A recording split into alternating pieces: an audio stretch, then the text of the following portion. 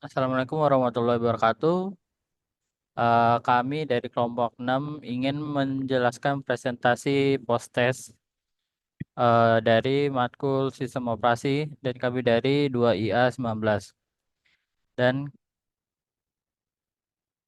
anggota kelompok kami beranggota saya sendiri Muhammad Rafli dengan NPM 514221115. Saya Daniel Alvin Tiranto dengan NPM 5042238. Saya Novare Putra Ramadan dengan NPM 514222717. Saya Jalan Gopto Perwaru dengan NPM 504227741. Saya Muhammad Rian Firmansyah dengan NPM 514 22153. Saya dengan Wisnu Saputra dengan NPM 514 22635.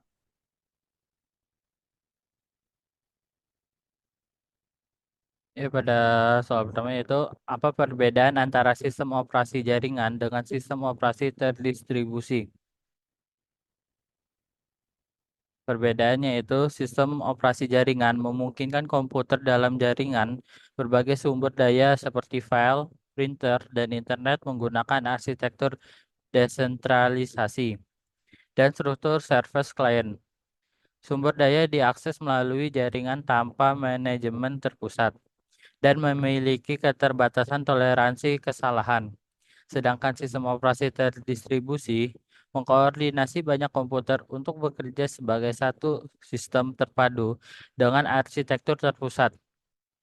Sumber sumber daya dikelola secara terpusat untuk penggunaan optimal, memiliki toleransi kesalahan tertinggi, dan menyediakan transparansi komunikasi sehingga pengguna tidak perlu mengetahui lokasi fisik sumber daya. Jelaskan manfaat sistem terdistribusi. Manfaatnya yaitu shared associated. Berbagi sumber daya memungkinkan berbagai perangkat dan aplikasi berbagai sumber daya seperti perangkat keras, perangkat lunak, dan data, sehingga meningkatkan efisiensi dan mengurangi biaya. Manfaat komputasi. Keunggulan sistem operasi terdistribusi ini adalah bahwa komputasi ini berjalan dalam keadaan paralel. Proses komputasi ini dipecah ke banyak titik yang mungkin berupa komputer pribadi, prosesor tersendiri, dan kemungkinan perangkat prosesor yang lain. Reliabilitas atau keandalan.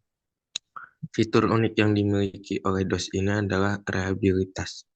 Berdasarkan desain dan implementasi dari desain sistem ini, maka hilangnya satu node tidak akan berdampak terhadap integritas sistem, berbeda dengan hardware.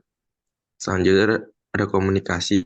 Sistem operasi terdistribusi berjalan dalam jaringan dan biasanya melayani koneksi jaringan LAN dan WAN.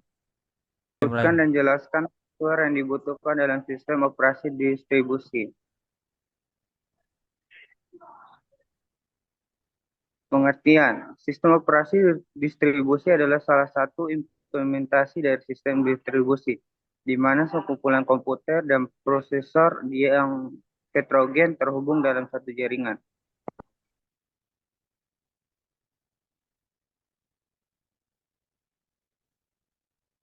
Lalu terdapat hardware dari sistem operasi terdistribusi. Pada umumnya memerlukan hardware secara spesifik. Komponen utama adalah workstation, LAN, gateway, dan persistent pool. Workstation atau komputer personal mengeksekusi proses yang memerlukan interaksi dari user seperti text editor atau manajer berbasis Windows. Server khusus memiliki fungsi untuk melakukan tugas yang spesifik.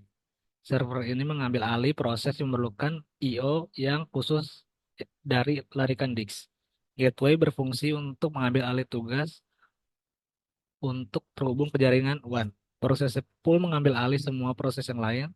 Tiap unit ini biasanya terdiri dari prosesor, memori lokal, dan koneksi jaringan.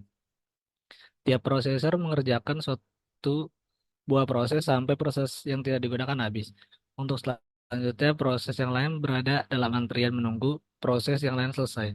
Inilah keunggulan sistem operasi terdistribusi dalam hal reliabilitas. Apabila ada satu unit pemrosesan yang mati, maka proses yang dilokasikan harus direstart. Tetapi integritas sistem tidak akan terganggu. Apabila proses deteksi berjalan dengan baik, desain sistem ini memungkinkan untuk 10-100 proses.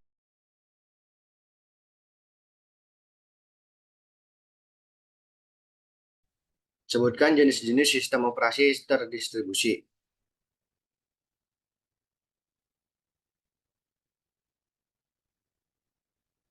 Yang pertama yaitu ada sistem berbagi waktu atau time sharing system, contohnya Unix dan Linux. Sistem ini memungkinkan beberapa pengguna untuk berbagi sumber daya komputer secara bersamaan dengan memanfaatkan teknik penjadwalan waktu. Yang kedua ada sistem terdistribusi berbasis cluster atau cluster-based system. Yang pertama contohnya BIOS cluster. Yang kedua sistem ini menggunakan beberapa komputer yang terhubung dalam jaringan lokal untuk bekerja sebagai satu kesatuan. Biasanya digunakan untuk komputasi kinerja tinggi atau high performance computing. Yang ketiga ada sistem terdistribusi berbasis grid-based system. Contohnya Globus Toolkit. Terus yang kedua ada sistem ini memungkinkan penggabungan sumber daya komputer yang tersebar secara geografis untuk bekerja pada tugas-tugas besar. Sering digunakan dalam penelitian ilmiah.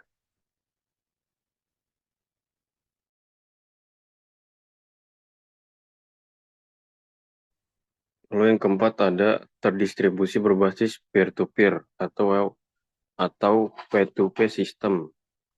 Contohnya BitTorrent. Sistem ini menghubungkan komputer-komputer yang setara atau peers untuk berbagi sumber daya tanpa perlu server pusat. Yang kelima, sistem berbasis cloud atau cloud-based system. Contohnya Amazon Web Service atau AWS, Google Cloud Platform atau GCP. Sistem ini menyediakan sumber daya, komputasi, dan layanan melalui internet, memungkinkan akses fleksibel dan skalabilitas yang tinggi. Yang keenam, sistem berbasis middleware atau middleware-based system. Contohnya ada Corba, CORBA, dan DCOM.